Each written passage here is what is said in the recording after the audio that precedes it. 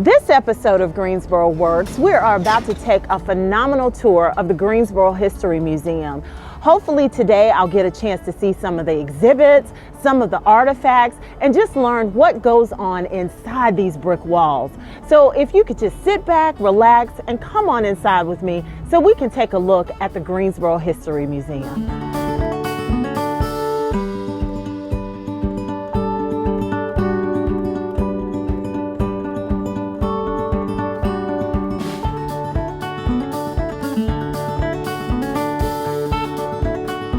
This part is going to be so exciting because I was told I'm actually standing in Hotel Clegg, or at least the replication of it. So I'm here with Miss Carol Hart. How are you doing today, Carol? I'm doing well. Wonderful. Welcome to the museum. Thank you. It's been quite some time since I visited, and as most people know, I am a Greensboro resident, and I've been here several times as a child and an adult, but I'm so excited today to find out exactly what the current exhibits are and you to tell me and our viewers a little bit about what's going on at the museum. So if you don't mind, just introduce yourself to our viewers and tell them a little bit about you and what you do for the city of Greensboro. Sure. I'm Carol Hart. I'm the director of the museum. The Greensboro History Museum is actually a great example of a public-private partnership. I'm a city employee. The city owns the museum, but we have a nonprofit that owns the collections and supports most of our educational programs and our exhibits. So we work very closely together to present wonderful programs, exhibits, collections to our community. Wow, that sounds so interesting. Now, Carol, I see you're behind this desk, and this desk is so interesting to me, especially this gentleman, and I know we're going to get to him, I'm sure, in a few minutes. But tell me about this Hotel Clegg, where we're standing. Yeah, so this Hotel Clegg lobby is a sort of reimagining of a hotel that was downtown Greensboro about 100 years ago when the Gate City had all those trains coming and going, which is how we got our name. And actually in the museum we have an whole area called Welcome to the Gate City, where we try to give a little bit of a feel for what downtown would be like. So we have the Porter Drugstore, and visitors can go in and touch some things. We have a fire station. We have Miss Lena's schoolhouse where you can sit down and see what education was like. And we have actually a telephone exchange behind you where you can plug in. So it's opportunity to be a little interactive. There's also a cinema where you can see some footage that would have been to the period as well. Wow, so Hotel Clegg was actually one of the hotels in downtown Greensboro at the time? Yeah. Wow, so does it feel a little nostalgic with you standing behind this counter? It does, and we have some artifacts actually so it's a little bit of a mix of the real, which is what the museum does. We have the real thing here, actual artifacts so you can really connect, but also to enable people to interact a little bit more, there are some facsimiles so that when you go into the switchboard, you can get that feel. And you can sit in the chair. We have a telephone over there, the old school, not a cell phone, actually wired up you could handle. So there's an opportunity to interact and handle as well. Oh, that sounds so interesting. Now, a moment ago, you mentioned some of the exhibits. Yeah, so it takes a lot to put a museum together and our mission is really to engage the community in the pursuit of wisdom and to serve not only our public today, but future generations. Absolutely. And so we collect and we connect. We collect things that tell the story of Greensboro, these precious artifacts that we hold on to, we take care of. We use the resources of the city and the staff as well as our nonprofit to pay for the acquisition of some of these things so that 100 years from now, if people want to know what was life like in Greensboro at that time, we'll have documents and artifacts to clue that in. So that's part of what we do. The other part is to connect, and we want to connect people to each other. We want to connect generations. There are so many stories to share and to tell. We want to connect parts of the community, and we're not just a building. We are out in the community, and that's just as important to us. Now, is there a cost for you to come into the museum? No, this is the amazing thing. We are free. Oh, it's free. We are free oh to everyone. Yeah, so our admission is always free, and almost all the events we do here, we have special concerts or programs.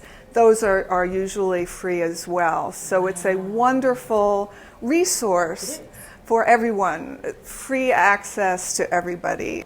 We also, if you want to learn more about some topic, you can call and say, do you have any information? And by appointment, you can come in and meet with our archivist and see if we have any documents or photographs to look at, or just learn more, or maybe even see things. We have many, over 25,000 artifacts at the museum, but there's not room to have them all out on display at the same time. So we have to rotate. We do temporary exhibits and we change out.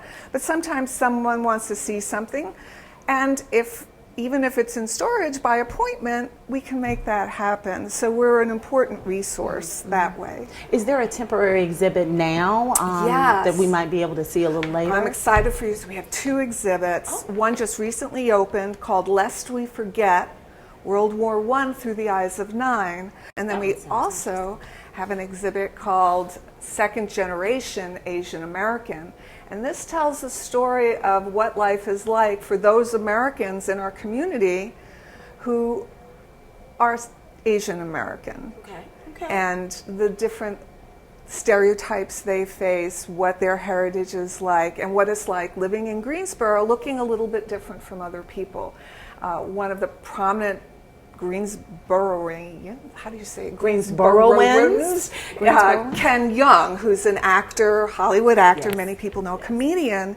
Much of his comedy comes out of that tension and the stresses of being American and having this Asian American heritage. So And he's both of part those our exhibits story. are on display right now at the Yes, same time. yeah. I would love to take a look at that Yeah, before so we leave we'll today. have to show you those. Okay, great. Well, I know all of that information the viewers definitely would love to know even more that we're about to see. So I'm excited to actually go see the exhibits. We're anxious to But bring you before I go, out. this bell has been just bothering me. Does this bell ring and is somebody going to come and get some Well, luggage or something? Why don't you see? Try it out.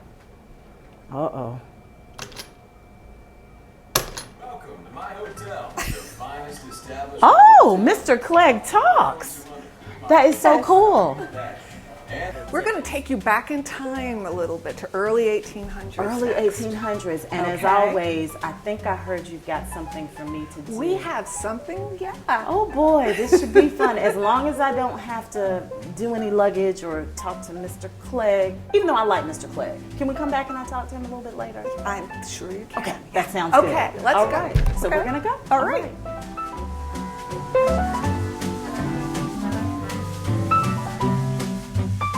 Part of the way we connect with people is to try to bring people to life. So that instead of just seeing a picture on the wall or reading, to actually be able to talk to someone who is acting as a person in the past works really effectively. So one That of I can do, Carol. I promise you.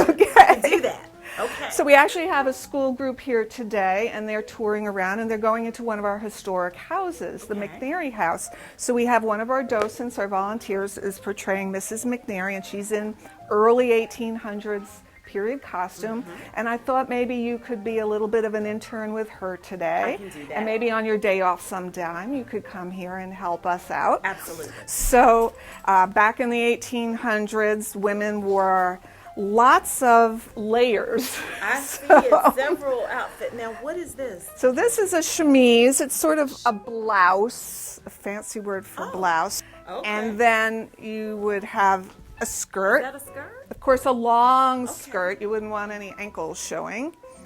And then because you're busy in the household, you need pockets. But clothes at that time didn't have pockets as part of the clothes. You would just put this around, and then there's a slit in the skirt if you need to get to your pockets. Interesting. So would that be your on the pockets inside were or the separate. outside? So we could put them, we'll probably put these, I think, on the outside. Okay. And then you have a little cap Yes. because you want to. I must say, I remember that from Little House on the Prairie. Yes. Okay. And an apron. Okay, so you wore Because- this and an apron. Yes, Right, because the okay. apron protects your clothes because you're going to be working hard out there, and Okay. you don't want to have to be cleaning. You only have probably one or two outfits, so you need to keep those clean. So the apron will get dirty, and you can clean that without messing that up. And then a shawl to keep you warm, because remember, there's no central heating or air conditioning or anything like that during this time period, so you want to keep warm. Okay. So you'll have that. So But Carol, they wore all of these layers. What if it was hot outside? it didn't matter. Didn't matter. Okay. You have to be modest, and there's probably skirts and under things as well, but I think this will get you in the mode. Okay, Yeah. well, I guess I'll take my shmees Okay. and get started and get dressed. Wow, now you're dressed. I am dressed. Yes, you look terrific. Well, thank You you. look like a woman from the early 1800s. I feel like I should curtsy. or Which is something. terrific, because that's our next stop. Oh, okay. Yes, so we're okay. going to go out into our historic park, where we have several historic buildings, one of which is the McNary House, Yes. which is an early 1800s structure. Okay.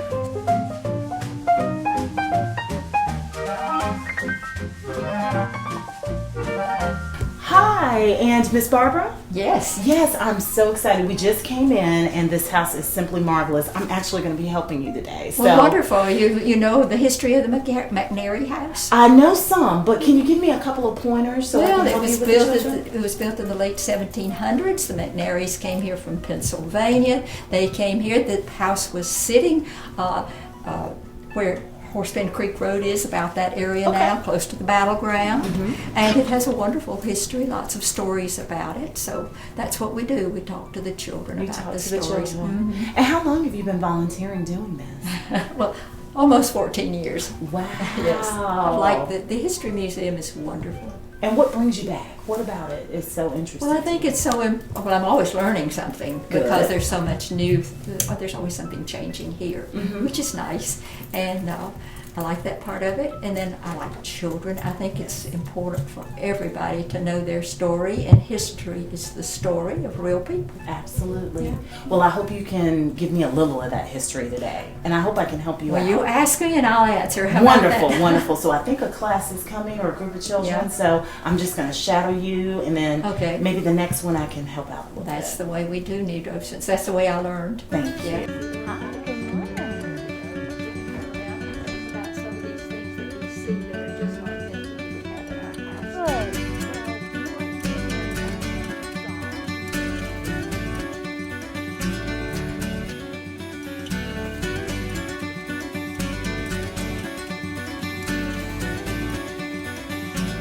So now I've had a tour of several parts of the museum.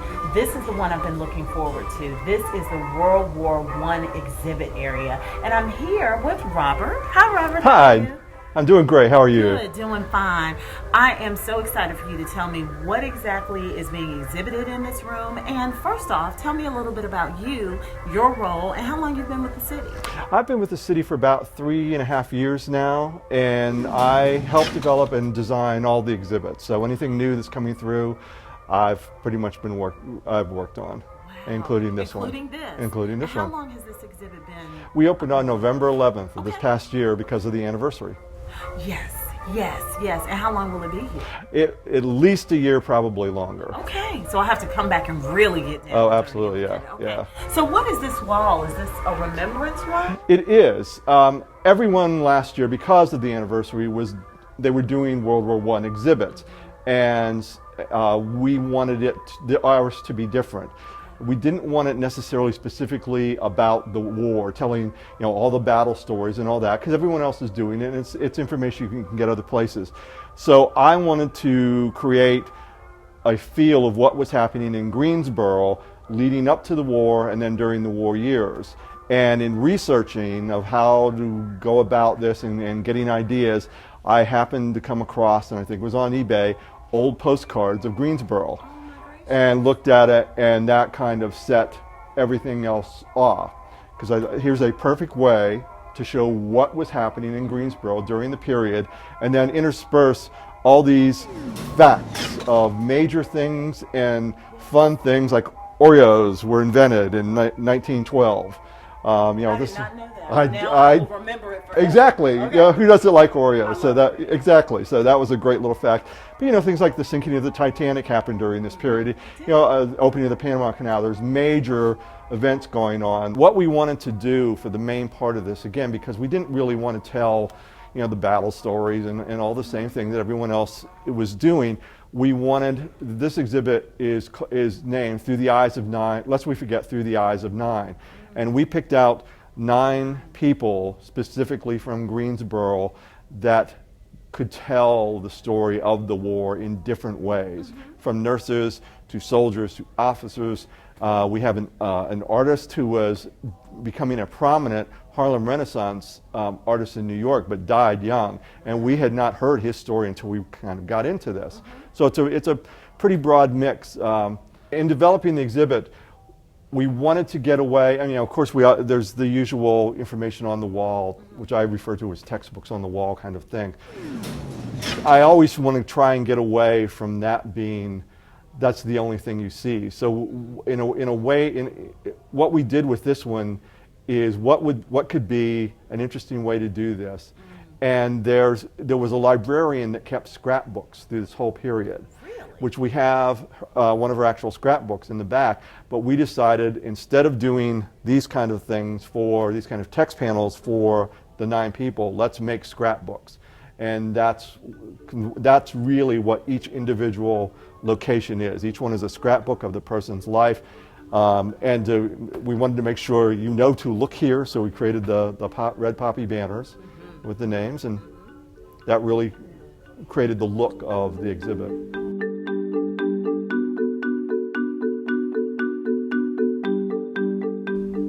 I am so excited because now that we've had the front end of the museum, we are behind the scenes at a wonderful collection room because I see some wonderful things here that hopefully I'll find out a little bit more information about. And the person that's going to tell me some of those great things about them is Susan. Hi, Susan. Hi. Hi. Could you tell me a little bit about you and what you do in this collections office? Sure. I'm Susan Webster, and the registrar and the curator of costumes here. What a registrar does is handle the object from a point that it comes into the museum. It goes through a rigorous schedule, or rigorous of deciding what we want here at the museum. So it is registered here, it's cataloged here, and marked and prepared for storage or exhibit. So some of those terms might be unusual, but I can walk you through the process of cataloging something. And that would be great, but before you do that, how many objects do you actually have to come in on average? Per year, right now, we probably have about 60. It can change, and of course our archives, which handles a lot more individual pieces, can have hundreds or even thousands. So when you get the piece, as you were going to say, could you walk me through briefly a little bit about what that process entails? Sure, and whether it's a button or an automobile, everything is treated the same. I would like to quickly catalog something of yours, as though we were putting it in the museum. So what if we used your cell phone? Oh, gracious. Okay. Now this is a precious phone. There's a lot on here. That's right, and it has a lot of special history. So yes, it does. What would happen is, if we would like to have your phone for our collection, and you would agree. Okay. Then what happens is just like a library book, kind of. Everything is assigned a number. It's called an accession number. And that is the number that's going to link all the information about the donor, the history, about the condition of the object, the location of the object, and everything else. And it starts with this ledger. A number is assigned. We list it, and then we get your information. Wow. And that's where we start.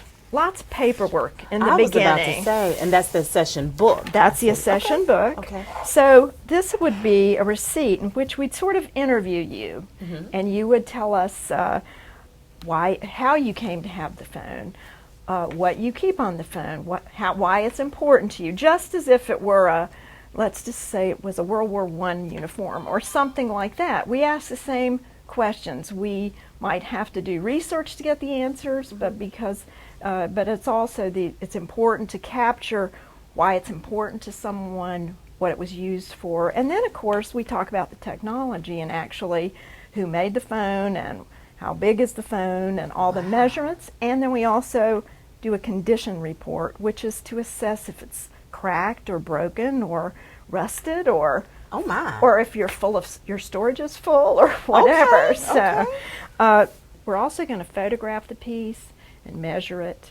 So each piece, like I said, whether it's a button or an automobile, it's treated the same way. And that's part of what you do in your role. You handle all of this. Right. Wow. So then once you take the phone, then what happens? Well, if we were going to prepare this phone for storage, I'm going to get that back, right? you're going to Susan? get it back. Okay. And all right. when we put it in storage, you can call and we'll Oh, find it that okay, way. okay. So, I won't be able to answer, That's obviously. right. Okay, okay, all right. But what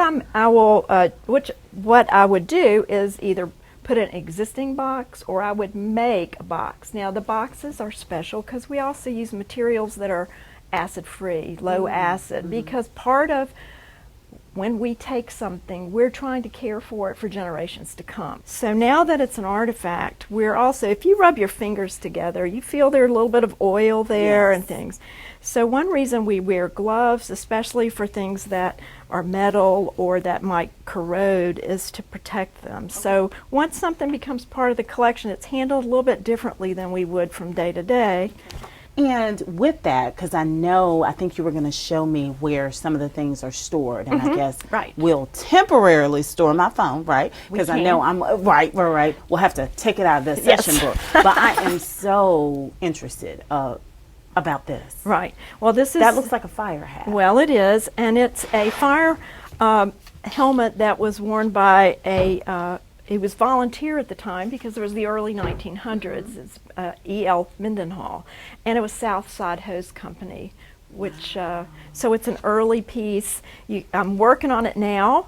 Well, I've been trying to condition the leather a little bit, clean it up. We cleaned some of the metal up, and then I'm going to do a box for it, and then we've got, there's a little bit of damage, and there's things that but this is why it's important to document condition of things. Absolutely. Because if this goes into storage and we get it out and we don't know that it had certain things that were going on, we'd have no way to assess how it was doing. But this is we're so fortunate to have acquired this. That is, I love it. I'm just sitting here admiring it. So the process that you walked me through with the book and logging everything and filling out the form and creating the customized box, all of that will happen to this as well. That too. will, and then also it might have its own object file, every item, which has additional information. See, there's that original. Yes. These are some notes from the donor. Then we do additional. This is something about E.J. Mendenhall and about Southside, the firehouse. Here's some things about the old station number 4, Yes. which is still standing it there is. on Elm. And so so this is some genealogy work on Edward Mendenhall and his family. So we build these files, and they are growing files. So we don't stop because we always will find something else out, or you might meet someone who has more information, or you find pictures. So much is going on in the digital world that you can sometimes find things you couldn't find 5 years ago or 6 2 years years ago. ago, 2 6 years months ago. ago, right. Exactly. And I guess, Susan, because I know you want to show me that information, the one thing I want to ask you before we leave, what is the most interesting piece of your work here? Because it all seems so exciting, but which part and step, the one that you walked me through, would you say makes you come to work every day and say, I love this part of my job? Well, the objects here are kind of like my baby, my babies. absolutely. It And seems like so I really think it's just uncovering the layers that are there. Sometimes your cell phone isn't just something you bought at the store, but it's when you really start to talk about it and what it keeps for you and what the memories are. And so I think it's about bringing the stories out for these objects, and really you learn something with every one of these steps. Absolutely. So Well, thank you so very much for at least explaining everything that I think I'm about to see the end result of it. But this is so exciting, and we appreciate everything you do to preserve our history here in the city of Greensboro. It is a joy.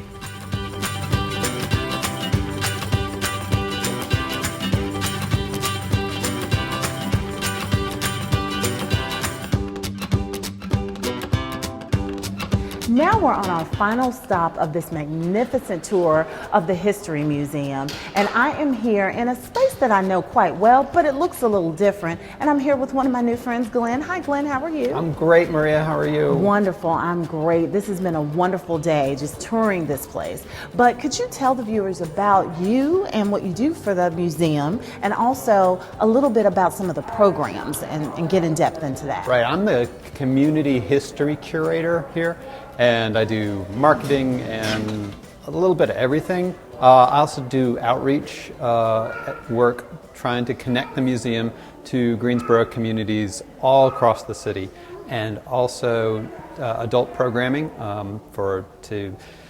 things to emphasize different parts of our exhibits to bring interesting people into the museum.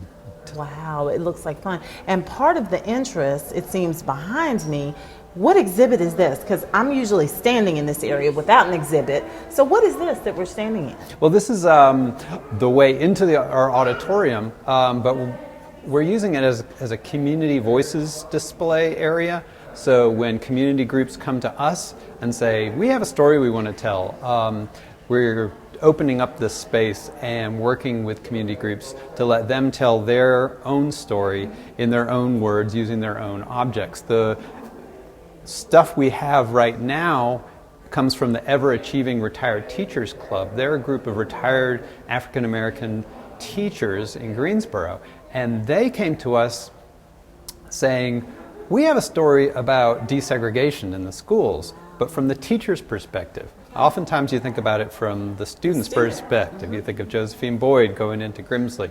But they had a whole different angle on desegregation era in schools, having been educated in segregated schools and then having to go teach in mixed classrooms or majority white classrooms.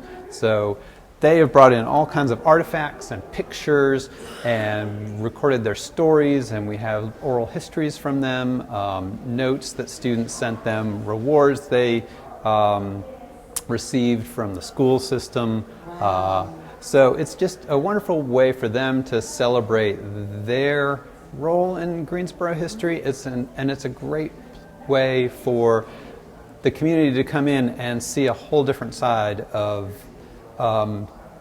our city's history, a story that hasn't really been told. And how can people contact you or make sure they get in contact with you as far as community groups or for programming? Right. What mechanism do you use? Our website is a great place to go. It's greensborohistory.org. We're on social media as well. You can find us on Facebook or Twitter or Instagram. So I'll definitely go like the gram, like the tweets that you do, and I'll go and like that Facebook page today. All right, that would be fantastic. So wonderful. Well, Glenn, this has been a fabulous experience, and I really am so excited that I ended here because part of my role, my mom was a teacher, and I also teach at the collegiate level, so this exhibit brings so much to my heart. So we thank you for all that you do and just bringing something like this to us as citizens of Greensboro.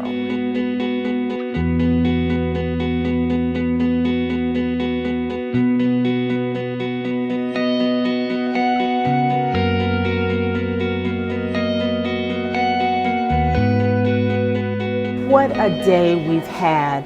This has been so interesting, so engaging, and so much fun for all ages. I can truly say that from the bottom of my heart. I did this when I was a child, and I did it again today, and it was just exciting as it was years ago. One thing that I want to say, I've tried on the costume, I've gone to the McNary House, I've touched artifacts, and I've taken that wonderful tour of the World War I Museum, and I had fun. So come on down to the History Museum and take a look at all of these interesting things, and I promise you, you will have fun as well. And as the employees here said, the history is ever evolving, ever changing. So you would never know about it unless you come and experience it as well. So as we always say, what I did today is always a part of history, but even more important, that's how Greensboro works.